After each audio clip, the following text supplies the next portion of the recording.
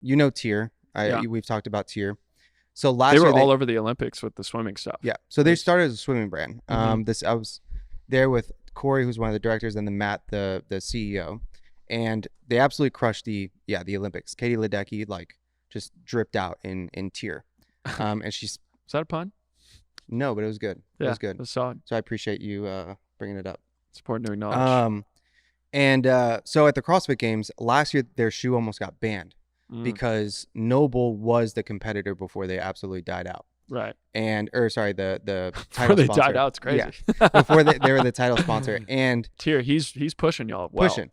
And because of that, right? Noble's colors are kind of neutral-ish, some of them.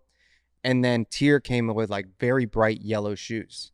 And it was like it stole the spotlight on the competition floor. Yeah. And Tier had 40 plus athletes out of like the 90, 100 plus athletes. Mm-hmm. And so they kind of dominated the floor. And so Noble kind of complained about it to CrossFit. CrossFit almost banned the shoe, but then they were like, they talked to Tier and like, hey, next year you have to do a neutral color. And Tier was like, okay, we'll do a neutral color. But, and they didn't obviously don't tell CrossFit this, but they do a gray where when it flashes and light hits it, it uses a 3M material and it's reflective. Mm, So if I had this, I should have brought the shoe with me to show it. But if like I put it towards this light, it's like, dude, it's like a flash of light. that's cool. Right. And it was super cool. And again, 47 of the athletes at the games wore it. So we had a week. Everyone's just fucking blind over there. Dude, everybody just pop, pop, pop. No, it was super cool because they had one event where it was called Friday Night Lights and they ran at like I think a Yeah. college track.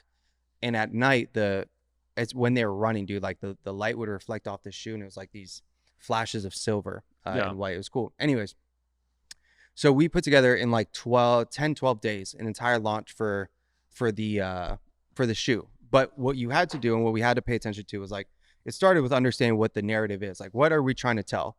The whole narrative is around the shoe being reflective, right? So we had to make sure that every growth pillar, email, ads, SMS, organic content, landing pages, fueled that narrative. When we use athletes and influencers, did again fuel that narrative, right?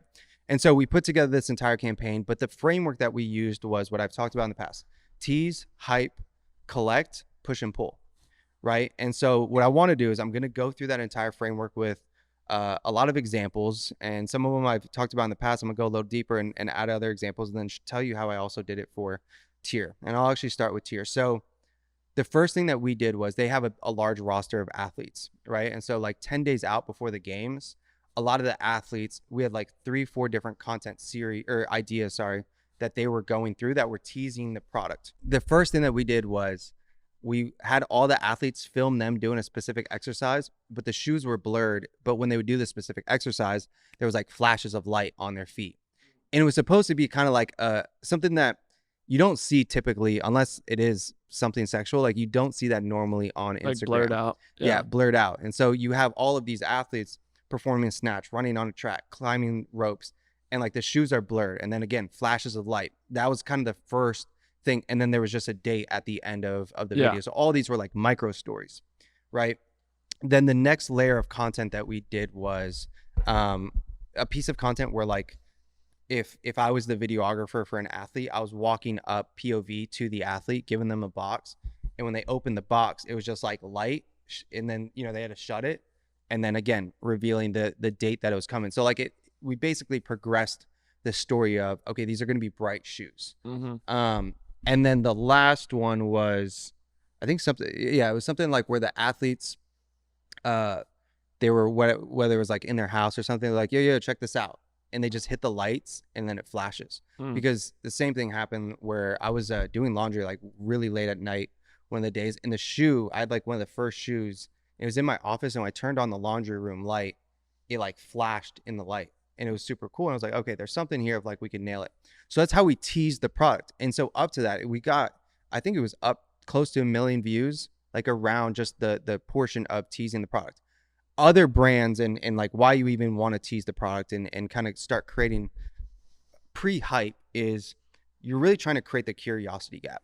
All that content that we created was to create a curiosity gap. And if for people that don't know what that is a difference between what someone knows and what they want to know. When they see our content, when they see the content that was going out on Tier's channel, you automatically want to be like, why is it blurred? Like, why is it flashing light? Why is it bright? Like, and we're not giving them enough information where they could figure it out. We're leaving it up to the imagination. And you're also like making them enter a rabbit hole of Big sorts. Time. Like they're gonna search like tier blurred shoe and like 100% tier like so 100%. And so it creates this feeling of needing to know. And if you can create that feeling of needing to know, then the people are going to stick around for the remainder of the story until launch day so that they can find out, right? Like that is human in nature of, and if you do it over and over again, it just amplifies that story. And so one of the, and actually I'll bring up one other example. So I told you we work with Blenders Eyewear, and they started doing this a little bit with Deion Sanders as well, where they did 2 parts. They started teasing like their new product that they're launching with Deion for the upcoming season. But then recently, I don't know if you saw, they signed an NIL deal, and they signed with Deion, or no, they signed it with. Do you remember Peggy? She's like the 99-year-old grandma that was like, "Give me my theme music." Oh yeah. They signed her to an NIL deal, and it was the first like fan NIL deal. And the same thing happens. Like they started leaking the contract. They started leaking like little bits and pieces to start teasing it up to get people to understand like why, what are they doing? Like, what are they up to?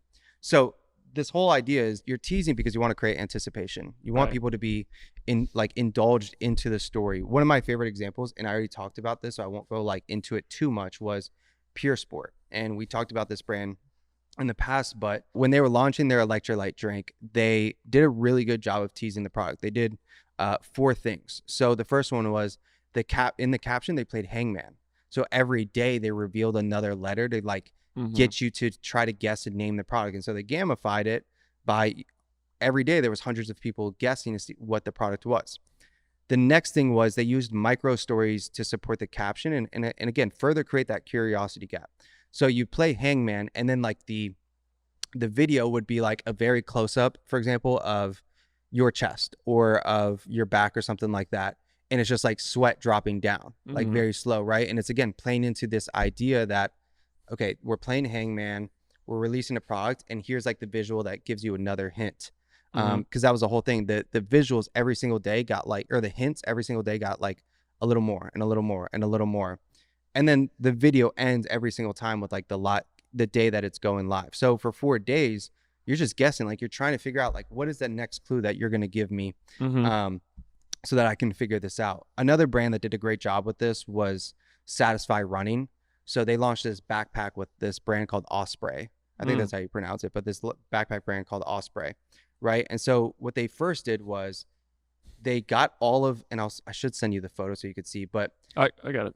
Okay, go to Satisfy Running, and then you're going to find a post where you're just going to see like a bunch of sticks in a valley, or like almost like tripods in a valley. And they just have like my origin story. And they just have like white rectangles on those sticks because they were blocking out the backpacks. And so what they did was, what I thought was super cool was they were announcing the partnership, and they were announcing that they were doing a backpack, but they didn't show what the backpacks looked like. Underneath each one of the sticks, or like each one of the posts is a better way of doing it, it just had color codes. Damn, they got the Crocs collab too? Yeah, dude. These guys are going crazy. So do you see the one that I'm talking about? No, they've got this is a dope, super dope brand. Page, yeah. Yeah, they're crushing it. I mean, this brand is like such a classic, and we'll have Cade, obviously like throw this up on the screen, but if you scroll their grid, like goodness sick, gracious, dude. Could it be more clear who they're for? You know, like they exactly have their target audience. They've nailed like using art direction to create like an identity and they're also just making trail running cool. Yeah. Like it's unbelievable how when you match a moment with your brand's, aesthetic, like trail running was just simply not that cool like 10 years ago. And now that it's sick, and you also have these high production assets going on their Instagram, like everything just kind of blends together to create a perfect marketing moment. I couldn't agree more. So opening it, you see how like it's like all these posts, and then it's all the different backpacks, but they're all covered by a rectangle, right? And then it's like a Satisfy Osprey adventure dropping later this week. Sign up to our newsletter for early access to the drop via link in the bio. This is them teasing the product, and they do a really good job of getting people to comment like, they urge for the bag. You guys, my wallet can't take this, right? Like this is real hype and anticipation just being developed because of one piece of social content. Yeah. They did it as well with Oakley.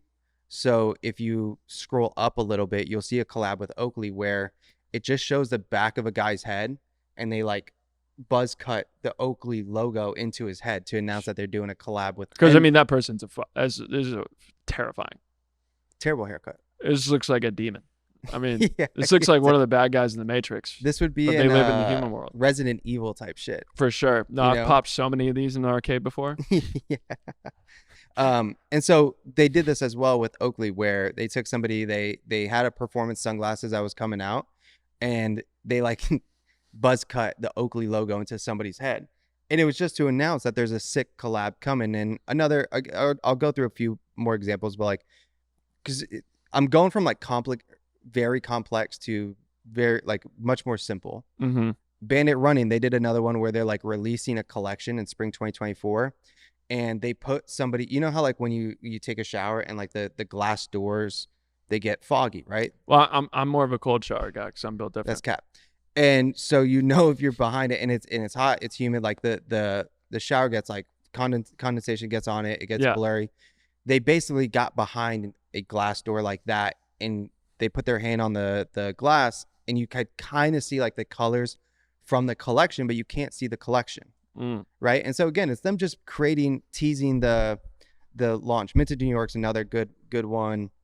Adidas did this as well. But now I want to give you, okay, well, what are some rules around teasing a product and before you start hyping it up? And really, it's dependent on how engaged your audience is.